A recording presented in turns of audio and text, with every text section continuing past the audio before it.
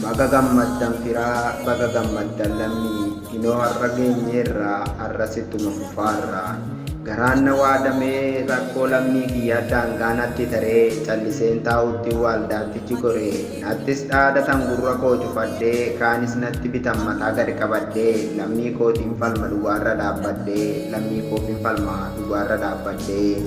Har'a waggaa ga'e akkamaa saaxilee dallaala dhiiga namaan jiraatu gadi fidee saaxilee hanga har'a gowwaan baay'eedhan arge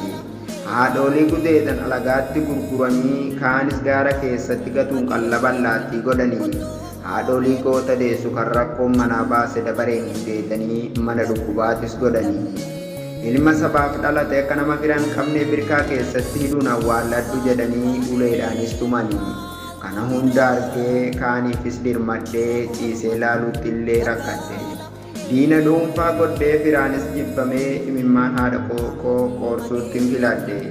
duraan itti dhiphadhu har'a fira argadhee akka haadhaaf abbaatti na waliin dhaabbatanii ilmoo du'aaf yaatu meeqa baraaranii ilmoo du'aaf yaatu meeqa baraaranii galatoomaa miseensonni koo miseensonni waaldaa galatoomaa malee waan hin jedhu qabu.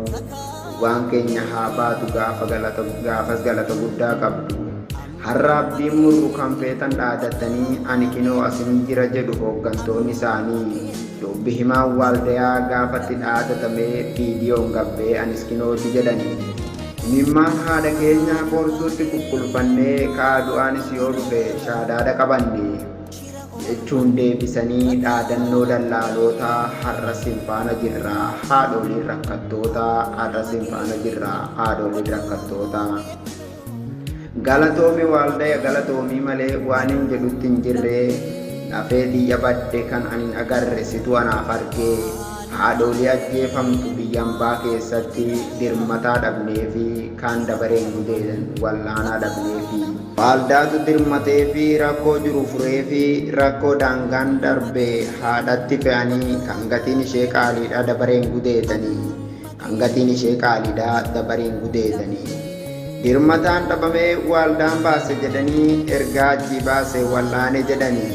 hooggantoonni waaldaa gaggeessitoonni garee osoo namuun hin argin rakkoo meeqa keessa tarre osoo namuun hin argin rakkoo meeqa keessa tarre galatooma ulfaadhaa jaala jirsa wallooti.